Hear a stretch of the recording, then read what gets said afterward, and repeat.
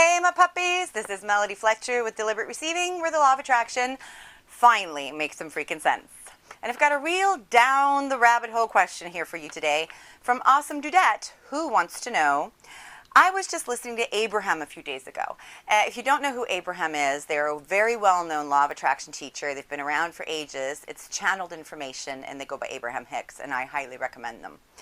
I was just listening to Abraham a few days ago, and something hit me out of nowhere. Abe said that just because we have memories of an experience, that doesn't actually give us enough evidence to validate its existence. Like, for example, just because I remember traveling to Paris, that isn't enough evidence to prove that I actually went to Paris. It doesn't make it more valid than, for example, me thinking I went to London instead. So, what does actually matter? Not in the sense that, oh, nothing actually means anything anymore, but in the sense of the stuff that we have and the stuff that we call our own. Do I have to forget about my family and about the people whom I love and just write them off as invalid because they're just memories and the evidence I have doesn't make them real? This is a fantastic question, Awesome Dudette, and I'm going to answer it because you asked, but let me warn you, we're going to go down the rabbit hole today. Do other people actually exist? Now, this is a question that a lot of people, as they really get deeper into this work, start to bump up against. Does anything actually exist? I mean, when you start to realize that you're really just in this hologram and that everything in your reality is just a reflection of your vibration, it can start to feel a little lonely. It can start to feel like you really are just this person in a room and things are projecting and nothing is actually real. And that is kind of how it is, but it's also not. The universe is full of paradoxes. For example, you can't get what you want until you don't need it anymore. That's one of those wonderful paradoxes. And we're going to talk about a few more here today in this concept. So the way that I like to think about it is, if you consider one really large diamond with many, many, many, many, many facets cut into it, and then that diamond splits off into a bunch of smaller diamonds, and then each one of those splits off into even smaller diamonds, and then each one of those splits off into smaller diamonds until you have these tiny little diamonds still with many, many, many, many facets, multifaceted diamonds floating around, then your consciousness right here, right now, you are one of those diamonds. And when you match up with another one of those diamonds, you get to see the facet or facets, not all of them ever, just the ones that you are a vibrational match to. So you can never know 100% of somebody's facets. You can only see the ones that are pointing at you, which you're a match to. And you're not even really aware of all of your own facets, only the part of you that you are being right now. So, do those other people really exist? Yes, they do. But if you were to merge all those diamonds all the way up to the level of the big diamond, then we're all still part of that one big whole diamond.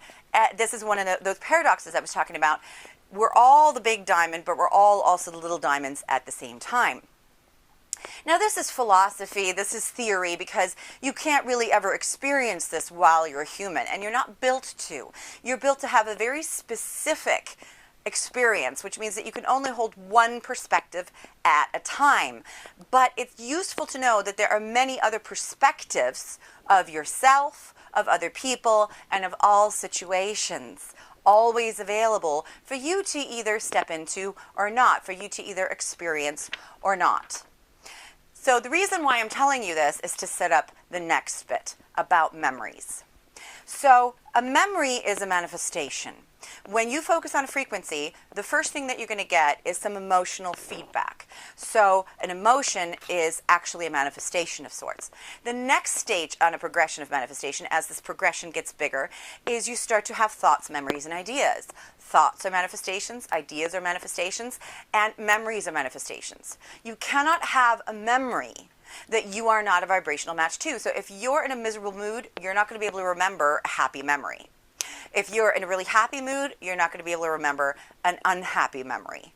If you're sort of in between, you got to see what memory comes up. Now, we work with this memory manifestation quite a bit.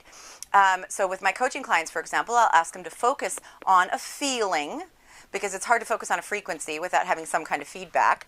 So I ask them to focus on a feeling where if they do it for just a few minutes, a minute or two, what happens often is that a memory will come up that feels exactly like that emotion and will give them more information. Now, when you remember something from when you were, say, 5 years old, do you really think that you remember it as it actually happened? Or do you remember a certain perspective of it? And is that perspective completely whole? Well, of course not. It never will be. You will have only the memory of the perspective that you were able to hold at the time. And so when, for example, if you have a conversation with your parents and they were there for that memory and you say, well, you said this, and they say, no, we never said that. This is what happened instead. They can give you more information. They can now share their perspective with you, which you have to be ready to hear. That's a manifestation as well. Excuse me. And what happens then is you get more information and your perspective expands. You get access to more facets of that experience, and you often drop the old facet completely and take on a new perspective. Now you're able to see it through different eyes. You were not able to do that at the time. So because you're only ever able to remember the perspective, the facets that you had access to at the time, all memories are essentially false to a certain degree. You're never ever going to be able to get to the complete truth of an experience because there really isn't any truth. There's only whatever facet, whatever perspective you held at the time. Does it then really matter if the memory is completely false? You remember going to London, you had a fantastic time, it was great, but it never actually happened and nobody in your reality actually remembers going there. Or true, you remember going to Paris, but you remember it in a way that isn't holistic. It doesn't necessarily mean that that's what happened. Does it really matter? Well, yes and no. Again, a paradox. If the memory is a positive one, if it feels good, then you kind of want to leave it alone. And it doesn't really matter if it happened or not, because whether or not it's a false memory or a real memory, as long as it feels good, it means it showed up, yeah, to match the vibration that you're in right now. So it's evidence that you're on a good feeling path, you're on a good feeling progression, which is going to grow and eventually manifest into actual physical experiences that involves other people. Now that may have nothing to do with London or Paris, but it will feel the same. You're on a positive progression, you're manifesting positively. But if a memory comes up that doesn't feel good, then you want to take a look at it, remembering that there are other perspectives that you can adopt, and you want to look for those perspectives. So I'll give you an example. I had a memory that I held on to for many, many, many years, and it wasn't until I was actually in my 30s that I cleared this. And it was a memory of my grandfather beating me, and then my mother coming home and me telling my mother, and my mother saying to me, well, you must have deserved it. And I felt unbelievably betrayed by that. And it just didn't fit with who my mother is. She's my best friend. She's, the original Fletcher. She's amazing. And it just didn't fit. So I remember I was sitting there with her one day at the kitchen table while I was visiting her, and this came up. And I said to her, why did you do that? And she looked at me like I was completely crazy and said, that's not what happened. What happened is I came home, you told me, and I went to him and basically ripped him a new one and said, if you ever touch my daughter again, you'll never, ever, ever see any of your grandchildren again. So she stood up for me. But in my memory, it wasn't like that at all. So what I had remembered was my grandfather must have told me that that is what she was going to say so that I wouldn't even bother telling. Of course, I told anyway, yeah, but my memory was a match to how powerless and unworthy I felt at that time. And when I was able to let that go, I was able to match up with a different memory, which then came in the form of my mother giving me a new perspective. Now, I still don't remember it positively. In fact, I kind of don't remember it at all because I was quite young, so I didn't create a positive memory, but I know that old memory was false, and it wasn't serving me.